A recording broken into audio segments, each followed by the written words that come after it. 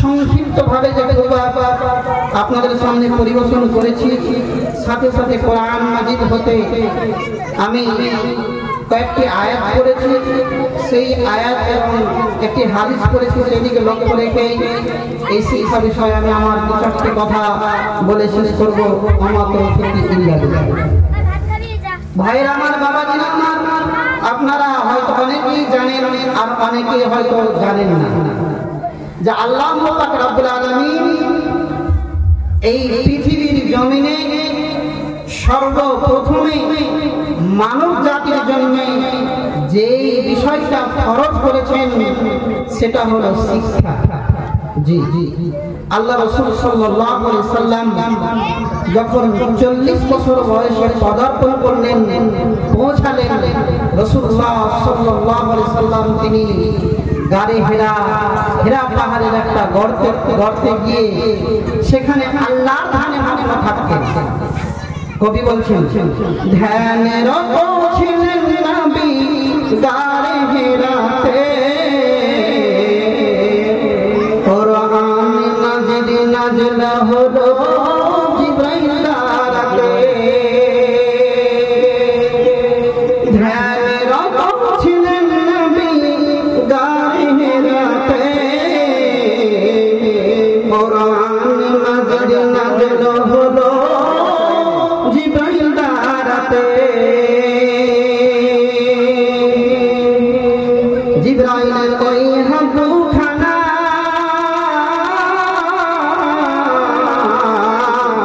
চেপে ধরেন নবীর সিনা, জিবরাইলের ওই হাতখানা চেপে ধরেন নবীর সিনা।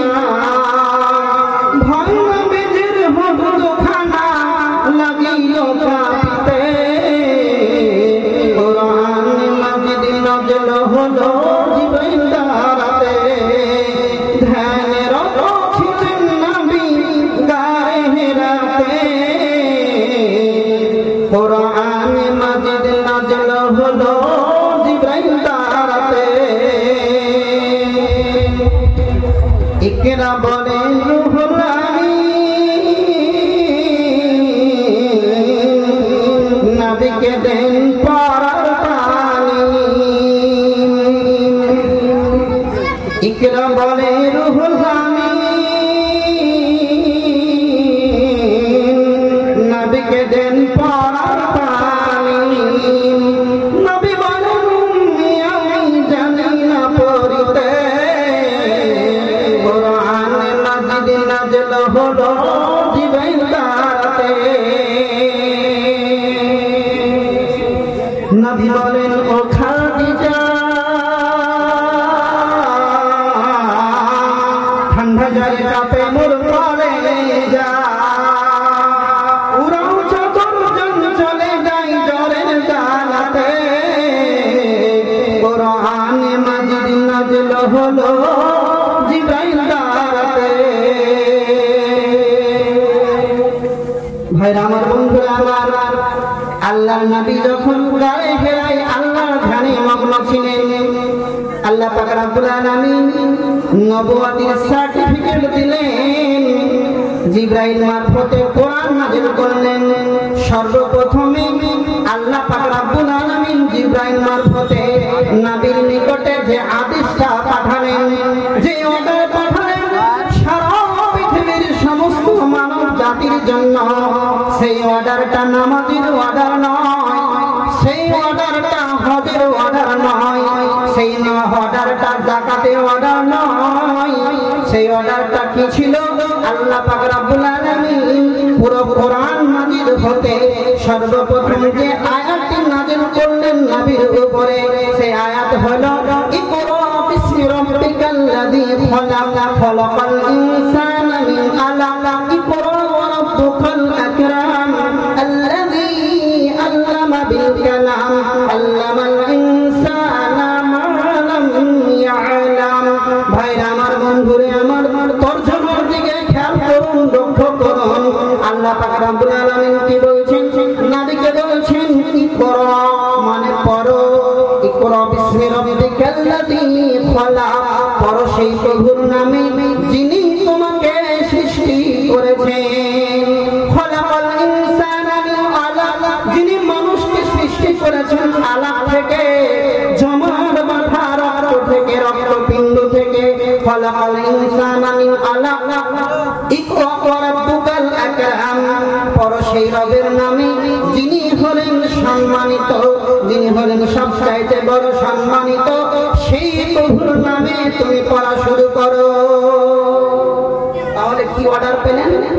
নবী মুহাম্মদ সাল্লাল্লাহু আলাইহি সাল্লামের নিকটে জিবরিল আমিন পুরো কোরআন মাজিদের মধ্যে হতে যে আয়াতটি নাযিল করলেন, সারা পৃথিবীর সমস্ত মানব জাতির জন্য যেই বিষয়টা সর্বপ্রথম কম্পালসারি করলেন, যেই বিষয়টা ফরজ করলেন, সেটা হলো ইকরা, মানে পড়ো।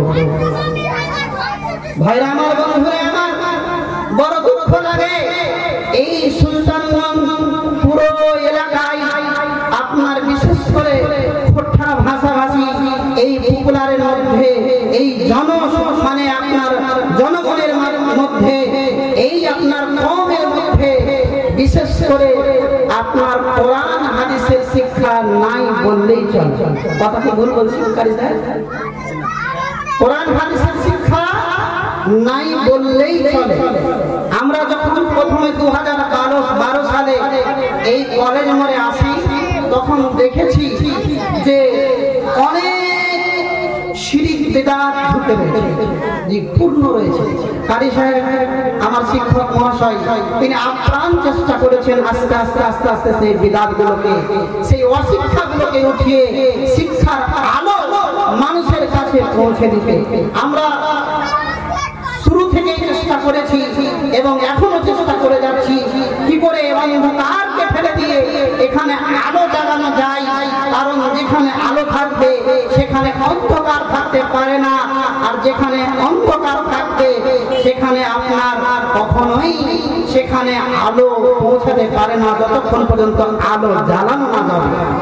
এই মাদ্রাসা হচ্ছে আপনার একটা আলোর প্রদীপ, যেই প্রদীপ থেকে আলো বেরিয়ে আসবে, যেই প্রদীপ থেকে আলোর রশ্মি ছিটে আসবে, যেই প্রদীপ থেকে অত্র এলাকার আপনার জাহিলিয়াতের অন্ধকারকে দূর করবে, যেই প্রদীপ থেকে অত্র এলাকার কোরআন হাদিস থেকে যে মানুষের একটা বিমুখ রয়েছে, কোরআন হাদিস থেকে মানুষের সম্পর্ক যে দূর রয়েছে, সে সম্পর্ককে জড়িয়ে দেওয়ার জন্য একটা মাধ্যম হচ্ছে মাদ্রাসা। যদিও জানি না, মনে হয় সম্ভবত 100 বছর হয়ে গেছে সেটাই মাদ্রাসার স্থাপনা, ঠিক নাকি? 100 বছর হয়ে গেছে, 110 বছর না, 110 বছর, তার মানে অনেক পুরাতন মাদ্রাসা। 2014 সালে আমি ফারাগাত করেছি সেই মাদ্রাসা থেকে, তখন একটা আপনার 100 বছর পূর্তি জলসা হয়েছিল, বিশাল বড় জলসা। তার মানে 100 বছর পার হয়ে আর সে বলছেন যে 110 বছর, মানে 9-10 যাই হোক। তো এত পুরাতন মাদ্রাসা আছে ঠিক, কিন্তু পুরো সুলতানগঞ্জের মাটিতে আলেম সেরকম নেই বললেই চলে। দু একটা হাফিজ হয়েছে ইদানিং, 2-1 বছরের মধ্যে 2-1 জন হাফিজ হয়েছে, কিন্তু এখনো একজন আলেম হয় বা আলেম হলেও হয়তো সেই রকম আলেম হয়নি। নতুন যদি কেউ আলেম হয়েও থাকে, সেই রকম মানে আপনার মানে ভালো একটা জায়গায় বা ওরকম যোগ্যতা অর্জন এখনো করতে পারেনি। তো এই যে আপনার একটা শিক্ষার একটা প্রদীপ জেনেছেন, একটা চারাক জেনেছেন, এই চারাকটাকে আরো কিভাবে পরিশোধিত করা যায়, আরো কিভাবে বড় করা যায়, আরো কিভাবে এর আলো পুরো এলাকায় পৌঁছে দেওয়া যায়, এর জন্য আপনাদের সকলকেই চেষ্টা করতে হবে। কারণ আল্লাহ পাক রব্বুল আলামিন সর্বপ্রথম আমাদের যে বিষয়টি ফরজ করেছেন সেটা হলো পড়ো। আল্লাহ পাক রব্বুল আলামিন পড়তে বলেছেন, কি করো, পড়ো। এবার আপনারা বলবেন যে ভাই সালাহুদ্দিন, আপনি বলছেন আল্লাহ পড়তে বলেছেন, আমাদের সুলতানগঞ্জে কিসের অভাব আছে? অনেক ছেলে বিএ পাস করে আছে, অনেক ছেলে এমএ পাস করে আছে, বেশ কয়েকজন সুলতানগঞ্জের মাটিতে ডক্টর ডিগ্রি অর্জন করেছে, যারা ডক্টর হয়েছে, বেশ কয়েকজন মাস্টার আছে, আর কিছু আছে ইঞ্জিনিয়ার আছে, যেই হোক। ভাইরা আমার, বন্ধুরে আমার, সেই পড়া পড়তে হবে আমি নিষেধ করিনি। ডক্টর হন, ইঞ্জিনিয়ার হন, ব্যারিস্টার হন, জজ হন, উকিল হন, সাংবাদিক হন, সব কিছু প্রয়োজন আছে। কারণ পৃথিবী শুধু আলেম ওলামা দিয়ে হাত চলবে না, পৃথিবী শুধুমাত্র মৌলবি আর মুফতি দিয়ে চলবে না, সব কিছুর প্রয়োজন আছে। সাথে সাথে যেটা আপনার মূল যেটা প্রয়োজন সেটা হলো কোরআনের শিক্ষা। এটা আপনাকে শিখতেই হবে। কেন? এই জন্য শিখতে হবে যে আপনার ডাক্তারি পাস করে দুনিয়ায় যতদিন বেঁচে থাকবেন রোগীর সেবা করতে পারবেন, আপনি অর্থ উপার্জন করতে পারবেন। একটা রোগী দেখে 300-400 টাকা ফি নিয়ে আপনার মোটা ব্যাংক ব্যালেন্স হবে, কিন্তু এই ডাক্তার পরীক্ষায় পাস করে এই ডাক্তার হওয়ার পরে কবরে যখন পৌঁছাবেন এই ডাক্তারের বিদ্যা আপনার কোনো কাজে আসবে না। বন্ধু আমার, আপনি মাস্টার হলেন, মাস্টার হওয়ার পরেও যদি আপনি বেনামাজি হন, মাস্টার হওয়ার পরেও যদি আপনার টাকুর নিচে কাপড় থাকে, মাস্টার হওয়ার পরেও যদি আপনার মুখে যদি ধূমপান আপনি সেবন করতে থাকেন, মাস্টার হওয়ার পরেও যদি আপনি বেনামাজি থাকেন, সেই মাস্টারি শিক্ষা নিয়ে কবরে আপনি রিহাই পাবেন না, নাজাত পাবেন না, কাল কিয়ামতের ময়দানে আপনি পরিত্রাণ পাবেন না। ভাই আমার, বন্ধুরে আমার, জজ ব্যারিস্টার হওয়ার পরেও আল্লাহ পাক রব্বুল আলামিনের ফেরেশতারা যখন কবরে প্রশ্ন করবেন, মান রাব্বুকা, ও বান্দা বলো, ও আল্লাহর বান্দা বলো তোমার প্রভুকে, তখন আপনি কবরে উত্তর দিতে পারবেন না। যখন বলা হবে মান নাবিয়ুকা, বলো তুমি দুনিয়ায় বড় শিক্ষিত ছিলে, বড় তুমি জজ ছিলে, ডক্টর ছিলে, ইঞ্জিনিয়ার ছিলে, প্রফেসর ছিলে, বলো তোমার নবী কে ছিল, সেই দিন কবরে আপনি জবাব দিতে পারবেন না যদি আপনার কোরআনের জ্ঞান না থাকে। যখন প্রশ্ন করা হবে মা দীনুকা, বলো তোমার দিন কি ছিল, ধর্ম কি ছিল, কবরে আপনি তার জবাব দিতে পারবেন না। কারণ হাদিসে বলা হয়েছে যারা জবাব দিতে পারবে তাদেরকে 4 নম্বর প্রশ্ন করা হবে, ও বান্দা বলো, ও আল্লাহর বান্দা বলো, যে 3টা প্রশ্ন তোমাকে করা হলো সেই প্রশ্ন 3টার উত্তর তুমি সঠিক দিয়েছো, অ্যানসার 3টাই সঠিক রয়েছে, কারেক্ট রয়েছে, বলো প্রশ্ন উত্তরগুলো তুমি কিভাবে জানতে পারলে? তখন বান্দা বলবে আমি কোরআন পড়েছি, জেনেছি এবং মেনেছি, বুঝেছি। বন্ধুরে আমার, বুঝা গেল যদি কোরআন না পড়ে থাকেন, কোরআনের বিদ্যা যদি আপনার না থাকে, তাহলে কবরে গিয়ে আপনি অ্যানসার দিতে পারবেন না। তাহলে কি বোঝা গেল? ডক্টর, ইঞ্জিনিয়ার, প্রফেসর হয়েও ওই শিক্ষাকে নবী শিক্ষা বলেননি। নবী মুহাম্মদ সাল্লাল্লাহু আলাইহি ওয়াসাল্লাম তিনি বলেছেন তারফাউল ইলম, বিদ্যা উঠিয়ে নেওয়া হবে, ওয়ায়ানজুল জাহাল, এবং মূর্খ বর্ষণ হবে। ও মৌলভী সাহেব, আপনি বলছেন বিদ্যা উঠে যাবে, মূর্খ বর্ষণ হবে, তাহলে এটা কেমন? অনেক ছাত্র ছাত্রী বিএ পাস করে চাকরির জন্য আপনার কি বলে সেই আপনার গান্ধী মূর্তির কাছে আন্দোলন করছে, কলকাতার রাজপথ তারা জাম করে দিয়েছে, চাকরি দিতে হবে বলে তারা আন্দোলন করছে। আপনি বলছেন বিদ্যা উঠে যাবে, তাহলে ঘুরি ঘুরি যে শিক্ষিত মানুষ তারা কি শিক্ষিত নয়? বন্ধুরে আমার, নবী বলেছেন না না না, তারা শিক্ষিত নয়, তারা শিক্ষিত নয়। বিএ পাস করেও শিক্ষিত হওয়া যায় না, এমএ পাস করে শিক্ষিত হওয়া যায় না, ডক্টর, ইঞ্জিনিয়ার, ব্যারিস্টার হয়ে শিক্ষিত হওয়া যায় না যদি তার হৃদয়ের মধ্যে কোরআনের জ্ঞান না থাকে। কেন আল্লাহ তাআলা বলেছেন ইকরা বিসমি রাব্বিকাল্লাযী খলাক, পড়ো সেই প্রভুর নামে যেই প্রভু তোমাকে সৃষ্টি করেছেন। ভাইরা আমার, বন্ধুরে আমার, পৃথিবীর জমিনে যে কোনো গ্রন্থ খুলে দেখবেন, যে কোনো বুক খুলবেন, যে কোনো বই খুলবেন, কোনো বই বিসমিল্লাহ দিয়ে শুরু হয়, শুধুমাত্র একটাই বই, একটাই গ্রন্থ, একটাই কিতাব, যেটা কিতাবুল্লাহ, আল্লাহর কিতাব। যখনই আপনি খুলবেন, শুরু করবেন, দেখবেন বিসমিল্লাহির রহমানির রহিম, শুরু করছি সেই প্রভুর নামে যিনি অত্যন্ত দয়াময় এবং মেহেরবান। বন্ধুরে আমার, শুধুমাত্র একটাই গ্রন্থ কোরআন, যেই গ্রন্থটা শুরু করার সময় আল্লাহর নামে শুরু করা হয়। ইতিহাস আল্লাহর নামে শুরু হয় না, জিওগ্রাফি ভূগোল আল্লাহর নামে শুরু হয় না, সায়েন্স আল্লাহর নামে শুরু হয় না, আপনার অন্য অন্য ল্যাঙ্গুয়েজ ভাষা আল্লাহর নামে শুরু হয় না। একমাত্র কোরআন, পবিত্র কোরআন আল্লাহর কিতাব, যেটা আল্লাহর নামে শুরু হয় বিসমিল্লাহির রহমানির রহিম দিয়ে।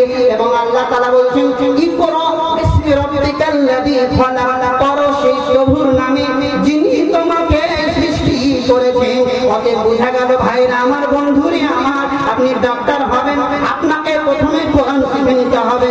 জজ হবেন, কোরআন শিখতে হবে। ব্যারিস্টার হবেন, কোরআন শিখতে হবে। উকিল হবেন, কোরআন শিখতে হবে। মাস্টার হবেন, কোরআন শিখতে হবে। যদি কোরআন আপনার মধ্যে না থাকে তাহলে আপনি মূর্খ, আপনি মূর্খ, আপনি শিক্ষিত নয়, আপনি শিক্ষিত নয়, আপনি শিক্ষিত নয়। এটা রাসূলুল্লাহ সাল্লাল্লাহু আলাইহি ওয়াসাল্লাম বলেছেন, ইয়ারফাউল বিদ্যা উঠিয়ে নেওয়া হবে, ওয়ায়ামজাল জাহাল, এবং মূর্খ দর্শন হবে।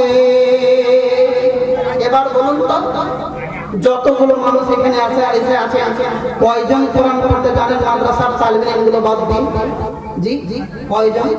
70 হয়তো একজন বের হবে কিনা কে জানে। তাহলে 99% মানুষ, আমার ভাষাতে নয়, হাদিসের ভাষাতে 99% মানুষই হলো মূর্খ। জি জি, 99% মানুষ হলো মূর্খ। আপনারা শিক্ষিত বানানোর জন্য এই মাদ্রাসা খুলেছেন, যেখানে ক্লাস 4 পর্যন্ত পড়লেই তারা কোরআন শিখে যাবে সুন্দর করে পড়তে। তারা নিজেরা কোরআনের অর্থ পড়তে পারবে, বুঝতে পারবে। যেখানে ছাত্র ছাত্রীরা পুরো কোরআন মুখস্থ করতে পারবে, হেফজ খোলা হয়েছে এই মাদ্রাসায়। আপনার 2023-এ অর্থাৎ এই বছরের জানুয়ারি থেকে হেফজ বিভাগ খুলেছেন। আলহামদুলিল্লাহ, এই মাদ্রাসায় বর্তমানে হেফজ বিভাগে 25 জন ছাত্র ছাত্রী রয়েছে। ইনশাআল্লাহ আগামী বছরই এই মঞ্চ থেকে, এই জালসার আপনার স্টেজ থেকে হাফেজ বের হবে, হাফেজের মাথায় পাক দেওয়া হবে। আপনারা দেখতে পাবেন আগামী বছরই এই মাদ্রাসা থেকেই ফল বেরিয়ে আসবে, হাফেজ তৈরি হবে। আপনাদের শুধুমাত্র চাই আন্তরিকভাবে সহযোগিতা, সহানুভূতি, আপনাদের ভালোবাসা। এই মাদ্রাসার প্রতি আপনাদের উৎসর্গ করে দিতে হবে আপনাদের জান এবং মালকে, আপনাদের শ্রমকে, আপনাদের বুদ্ধিবিদ্যাকে। যদি আপনারা দিতে পারেন, নিশ্চয় এর থেকে যে ফল পাবেন, সেই ফল আপনি কাল কিয়ামতের ময়দানে আপনি পেয়ে যাবেন। সেই ফল আপনি কবরে শুয়ে শুয়েও পাবেন। কারণ রাসূলুল্লাহ সাল্লাল্লাহু আলাইহি সাল্লামের একটি হাদিস আপনাদের সামনে তুলে দিয়ে, যেহেতু আমি শিক্ষা নিয়ে কথা বলছি, নবী মুহাম্মদ সাল্লাল্লাহু আলাইহি সাল্লাম তিনি বলেছেন, ইযা মাতাল ইনসান, যখন মানুষ মারা যায়, ইয়ানকাতা আমালুহু, তখন তার আমল বন্ধ হয়ে যায়। ইল্লা সালাসা, শুধুমাত্র 3টি আমল রয়েছে, যে 3টি আমল আপনার কি হয়, জারি থাকে, যে 3টি আমল চলতে থাকে। 3টি আমল ব্যতিরেকে পৃথিবীর সমস্ত আমলের দরজাগুলো আল্লাহ পাক রব্বুল আলামিন, যখন মানুষের শ্বাস বন্ধ হয়ে যায় তখন তার আমলের দরজাগুলো বন্ধ হয়ে যায়। শুধুমাত্র 3টি আমলের উৎস রয়েছে, যে আমলগুলো আপনার কবরে শুয়ে আপনি পাবেন। সেই 3টি আমলের জারিয়াতির মাধ্যম কি? রাসূলুল্লাহ সাল্লাল্লাহু আলাইহি ওয়াসাল্লাম তিনি বলেছেন, ওয়ালাকুন সালিহুন ইয়াদউ লাহু, ওই যে সন্তান আপনি বানিয়েছেন, যে সন্তানকে কোরআনের শিক্ষা দিয়েছেন, যে সন্তানকে আদর্শ শিক্ষা দিয়েছেন, যে সন্তানকে নৈতিক শিক্ষা দিয়েছেন, যে সন্তানকে মরার শিক্ষা দিয়েছেন, সেই সন্তান আপনার জন্য দোয়া করবে, রব্বিরহামহুমা কামা রাব্বায়ানি সগীরা। রব্বুল আলামিন, দয়াময় প্রভু, যেভাবে আমার পিতা এবং মাতা আমাকে বাল্যকালে কত কষ্ট করে লালন পালন করেছে, আল্লাহ তুমি আমার বাবা মার প্রতি সেই রকম তুমি রহম করো, দয়া করো। আল্লাহ, আমার বাবা মা এখন বৃদ্ধ অবস্থায়, তারা আর কর্ম করতে পারে না, কাজ করতে পারে না, তারা বিছানায় শয্যাশায়ী রয়েছে। আল্লাহ, তুমি তাদের প্রতি দয়া করো। আপনি কবরে চলে যাবেন, আপনার জন্য আপনার ছেলে মেয়ে দোয়া করবে। আল্লাহ, তুমি আমার আব্বা মাকে ক্ষমা করো। আল্লাহুম্মা ইগফির লাহু, আল্লাহুম্মা সাব্বির লাহু, আল্লাহুম্মা ইগফির লাহু ওয়ারহামহু ওয়াফু আনহু। এই বলে আপনার জন্য দোয়া করবে। রব্বুল আলামিন, দয়াময় প্রভু, আমার বাবা মা কত কষ্ট করে আমাকে আলেম বানিয়েছে, আমাকে হাফিজ বানিয়েছে, আমাকে কোরআনের শিক্ষা দিয়েছে। আল্লাহ, তারা কত পরিশ্রম করেছে, আমার মা কত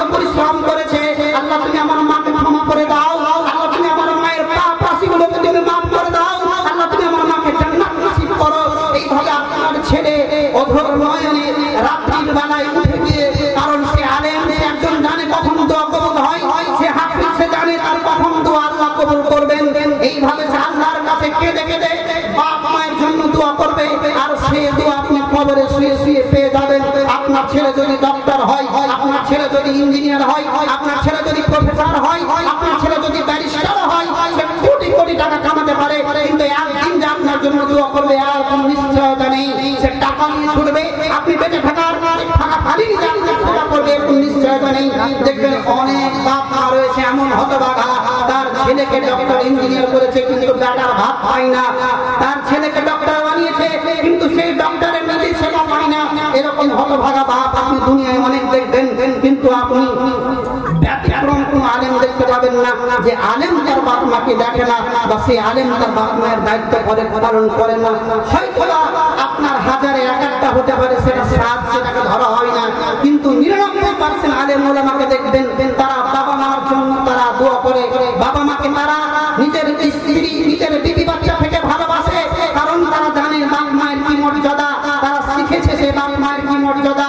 ভাইরা আমার, বন্ধুরা আমার, তার অত্র এলাকার সমস্ত বাপ এবং মাদেরকে বলছি, বাপজানদেরকে এবং মায়েরাকে বলছি, আপনার ছেলেকে হাফিজ তৈরি করুন, তারপরে আপনি ডক্টর ইঞ্জিনিয়ার বানান। আপনার ছেলেকে কোরআনের শিক্ষা দেন, তারপর আপনি আপনার ছেলেকে ব্যারিস্টার সাংবাদিক বানান। আপনি আপনার ছেলেকে প্রথমে এইরকম শিক্ষা প্রতিষ্ঠানে পাঠান যেখানে তার নৈতিক শিক্ষা হয়ে যাবে, যেখানে শিখে যাবে সে নামাজের ট্রেনিং, যেখানে শিখে যাবে সে নামাজের দোয়া, যেখানে শিখে যাবে সে কিভাবে ঘুমাতে হয়, কি বলে ঘুমাতে হয়, ঘুম থেকে জেগে উঠলে কি দোয়া বলতে হয়। আপনারা ইনশাআল্লাহ শুনতে পাবেন আগামীকালকেই ছাত্র ছাত্রীরা আপনার ঘুমানো থেকে শুরু করে আপনার পুরো দিনের যাবতীয় দোয়া আপনাদের সামনে পরিবেশন করবে। ছোট্ট ছোট্ট বাচ্চারা, ক্লাস 1-2 এর বাচ্চারা আপনাদের সামনে কালকে দোয়া পরিবেশন করবে, তারা বক্তব্য পেশ করবে, তারা কেরাত করবে, তারা গজল বলবে সুন্দর করে। দেখবেন আমাদের এই মাদ্রাসায় ক্লাস 1 থেকে 4 পর্যন্ত রয়েছে, এই 1 থেকে 4 পর্যন্ত ছেলে মেয়েরা আপনাদের সামনে কালকে উপস্থাপন করবে। সকাল 9টা থেকে শুরু হয়ে যাবে তাদের প্রোগ্রাম, সারাদিন চলবে সেই বাচ্চাদের প্রোগ্রাম। আপনারা শুনতে পাবেন যে তারা কি শিক্ষা পেয়েছে। কিন্তু আপনি চলে যান অন্য শিক্ষা প্রতিষ্ঠানে, আপনার পার্শ্ববর্তী আপনার বাংলা মিডিয়াম স্কুলে, যেখানে শিক্ষা হয় আব্দুম বাব্দুম ঘোরাদুম সাজে আটা গাছে তোতা পাখি ডালিম গাছে মোর, একটাও কোনো নৈতিক শিক্ষা আছে না, একটাও কোনো আদর্শ আছে না, কোনো ভালো জ্ঞান আছে কবিতার মধ্যে। কিন্তু আমাদের শিক্ষা প্রতিষ্ঠানের সেই ছাত্ররা যখন কবিতা বলবে তখন তারা বলবে সত্য কথা বলার মতো মনের সাহস চাই, সত্য কথা মিথ্যা কথা আর কোনদিন বলবো না গো ভাই। এইভাবে তারা কবিতা বলবে যে কবিতার সারমর্ম রয়েছে, যে কবিতার ভালো অর্থ রয়েছে। কিন্তু আপনি চলে যান অন্য স্কুলে, যে স্কুলে আপনার যে কবিতাগুলো পড়া হয় সেই কবিতাগুলোই আপনার না আছে কোনো অর্থ, না আছে কোনো মোরালিটি, না আছে কোনো আদর্শ। তো আপনাদের সামনে যেটা আমি বলার চেষ্টা করছি সেটা হলো যে এই শিক্ষা প্রতিষ্ঠান আপনারা আপনাদের ছেলে মেয়েদেরকে দেন, যেখানে আপনার শিক্ষা ছেলে মেয়েরা নৈতিক শিক্ষা পেয়ে যাবে এবং সেই শিক্ষা পেয়ে তারা ইহকাল এবং পরকাল ধন্য হবে। রাসূলুল্লাহ সাল্লাল্লাহু আলাইহি ওয়াসাল্লামের একটি হাদিস, আল্লাহ রাসূল সাল্লাল্লাহু আলাইহি ওয়াসাল্লাম তিনি বলছেন, আল্লাহ পাক রব্বুল আলামিন যাকে ভালোবাসেন ইউফাক্কিহু ফিদ-দীন, তাকে জ্ঞানের জ্ঞান, তাকে ধর্মের জ্ঞান, তাকে কোরআনের জ্ঞান দান করেন। তাহলে কি বুঝতে পারলেন? যাকে আল্লাহ ভালোবাসেন তাকে কোরআনের জ্ঞান দেন। তাহলে কি আপনি চাইেন না যে আপনার ছেলে মেয়েটাকে আল্লাহ ভালোবাসে? আপনি যদি না চান, আপনি যদি চান তাহলে মাদ্রাসাতে দেন না কেন? নিশ্চয় তার মানে আপনি চাইছেন যে আমার ছেলে মেয়েটা জাহান্নামে চলে যাবে, যার কারণে আপনি আপনার ছেলে মেয়েকে মাদ্রাসায় দিচ্ছেন না। মাদ্রাসার প্রতি আপনার অনীহা, মাদ্রাসার প্রতি আপনার তাচ্ছিল্য, মাদ্রাসার প্রতি আপনার একটা ঘৃণা, যেটা ছাপ, যেটা কোনো কোথাও পড়তে পারে না, সেটাকে আপনি এনে দিচ্ছেন মাদ্রাসায়। আর যেটা ভালো ছেলে সেটাকে আপনি ধরে দিচ্ছেন ইংলিশ মিডিয়ামে আর অন্যান্য ভালো ভালো স্কুলে। এইরকম আপনার বিচারিতা কেন? কাল কিয়ামতের ময়দানে আপনি জেনে রাখুন, মা হিসেবে আপনাকে জিজ্ঞাসা করা হবে, বাপ হিসেবে আপনাকে জিজ্ঞাসা করা হবে। আল্লাহ চেয়েছিল সেই ছেলেটার কল্যাণ, কিন্তু আপনি সেই ছেলেটাকে কল্যাণের দিকে না রেখে তাকে গুমরাহ করে তাকে ফেলে দিয়েছেন। শুধু তাই না, রাসূল সাল্লাল্লাহু আলাইহি ওয়াসাল্লামের একটি হাদিস শুনুন। রাসূলুল্লাহ সাল্লাল্লাহু আলাইহি ওয়াসাল্লাম তিনি বলেছেন, মান গাদা ইলা মসজিদান লা ইরাদা লাহু তারকুম ইরাদা নাই। সকাল সকাল যে ব্যক্তি মাদ্রাসায় বা মসজিদে গেল, কিসের জন্য গেল? সে শিক্ষা অর্জন করার জন্য গেল। সে শিক্ষা নিতে অথবা দিতে গেল, অর্থাৎ শিক্ষা সে দেওয়ার জন্য শিক্ষক হিসাবে গেল, অথবা শিক্ষা নেওয়ার জন্য তালিম হিসাবে গেল। আল্লাহ পাক রব্বুল আলামিন বলেছেন, কানা লাহু আজরি হাজ্জিন তাম্মাতুন হিজ্জাতুহু। সেই সওয়াব রয়েছে পূর্ণ হজের সমান। বলবেন না আলহামদুলিল্লাহ। কোন বান্দা বান্দি সকাল সকাল যদি মাদ্রাসায় এসে কোরআনের শিক্ষা নেই, রাসূলুল্লাহ সাল্লাল্লাহু আলাইহি ওয়াসাল্লাম বলেছেন পূর্ণ হজের সমান নাকি যে শিক্ষা দিচ্ছে তারও আর যে শিক্ষা দিচ্ছে তারও। শুধু তাই নয়, রাসূলুল্লাহ সাল্লাল্লাহু আলাইহি ওয়াসাল্লাম তিনি বলেছেন মান সালাকা তারিকা ইয়ালতামিসু ফীহি ইলমান সাহালাল্লাহু লাহু তারিকান ইলাল জান্নাহ।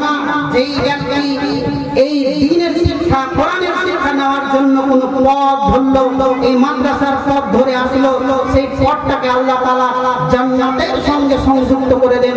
বলবেন না আলহামদুলিল্লাহ। আপনার ছেলে মেয়েকে আপনি মাদ্রাসায় পাঠাচ্ছেন, সেই পথটাকে আল্লাহ তাআলা জান্নাতের জন্য তার সহজ করে দিচ্ছেন। রাসূলুল্লাহ সাল্লাল্লাহু আলাইহি ওয়াসাল্লামের হাদিস, এটা বানাওয়াটি কথা নয়। তাই আমি এখান থেকে আমার বক্তব্য এটি করছি, যেহেতু আমাদের সামনে বক্তা বলে এসে উপস্থিত হয়ে গেছেন আমার শ্রদ্ধেয় শিক্ষক মহাশয়, তিনি আমার পাশে বসে আছেন। তিনাকে পাশে রাখিয়ে বলতে আমাকে বেয়াদব মনে হচ্ছে, যদিও মাদ্রাসার স্বার্থে আমি এই শিক্ষা সংক্রান্ত বা শিক্ষা বিষয়ে কিছু কথা আপনাদের সামনে রাখলাম। আপনাদের সকলের কাছে আমার বিনীত আবেদন, অবশ্যই আপনারা আপনাদের ছেলে মেয়েদেরকে এই মাদ্রাসায় দিন।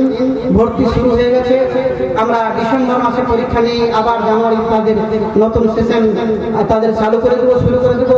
অতএব আপনারা আপনাদের ছোট ছোট ছেলে মেয়েদেরকে এদিকে সেদিকে ভর্তি না করে মাদ্রাসায় ভর্তি করুন। ইনশাআল্লাহ এখানে আরবি, বাংলা, ইংরেজি, উর্দু সমস্ত বিষয়ে আপনার আলাদা আলাদা শিক্ষক রয়েছেন, অভিজ্ঞ শিক্ষক মন্ডলী রয়েছেন। সেই সমস্ত শিক্ষক মন্ডলীগণ পড়াবেন, তাদেরকে আদর্শভাবে গড়ে তুলবেন, তাদেরকে সব রকম এখানে শিক্ষা দেওয়া হয়। সেই শিক্ষা আপনাদের ছেলে মেয়েদেরকে গ্রহণ করার সুযোগ করে দিন। এই বলে আমি আমার বক্তব্য ইতি করছি। ওমা তৌফিক ইল্লা বিল্লাহ। আসসালামু আলাইকুম।